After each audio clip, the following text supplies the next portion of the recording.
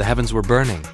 After tearing through divine armies, stealing the elixir of immortality, and leaving the Jade Emperor's court in ruins, Sun Wukong was finally subdued. The gods sealed him inside a furnace of white fire.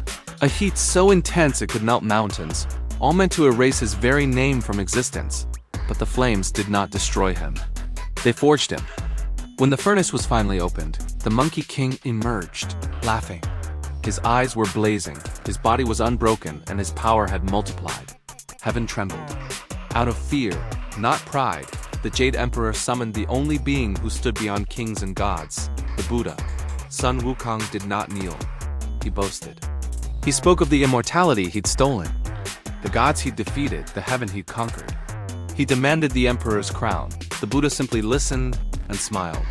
"I will grant your wish," he said softly, "if you can escape my hand." The Monkey King scoffed, leapt onto the Buddha's palm, and hurled himself through the cosmos. He somersaulted past stars and entire realms, a golden blur streaking across eternity, until he reached what he believed was the edge of all creation. 5 colossal pillars stood before him. Victorious, he laughed, marking one of the pillars as proof of his triumph. Then he returned, and then he understood. The pillars were fingers. Reality itself collapsed around him. The Buddha's hand turned into a mountain range, slamming Sun Wukong down into the earth, crushing all his pride beneath stone and silence. A sacred seal was placed upon the mountain, locking him there. For 500 years, the Monkey King screamed at the sky. Then his screams turned to whispers. Eventually he said nothing at all. Time hollowed him out, leaving only despair. When Guanyin, the goddess of compassion, passed his prison, Sun Wukong begged not for power, but for release.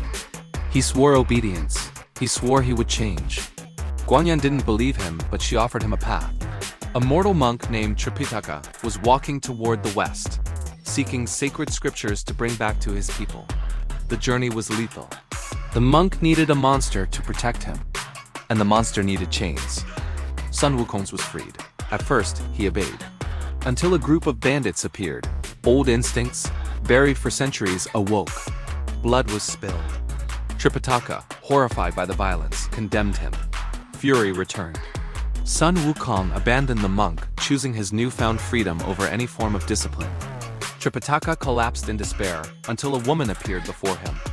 She offered a silk robe, a cap hiding a golden curse, and a binding spell. Then, she vanished. It was Guanyin. Elsewhere, the Monkey King hid among dragons, but found no comfort in his old haunts. "You want enlightenment?" the Dragon King sneered. "And kill your ego first." The words struck a nerve. Sun Wukong returned to the monk. The cap fit perfectly. The spell was spoken. Pain unlike any battle he had ever fought erupted in his head. The golden band tightened, bringing the immortal warrior to his knees. For the first time in his life, Sun Wukong could not fight back. The monk now held his leash. Neither trusted this arrangement, this cruel twist of fate, but both accepted it. Thus began a journey far more brutal than his war against heaven. This was not a battle of strength, but of restraint. A pilgrimage where the greatest enemy was not some demon or god, but the pride raging within his own heart. And only by breaking himself could the Monkey King ever hope to be reborn. Thanks for watching. If you enjoyed this story, make sure to like and subscribe for more tales of myth and legend.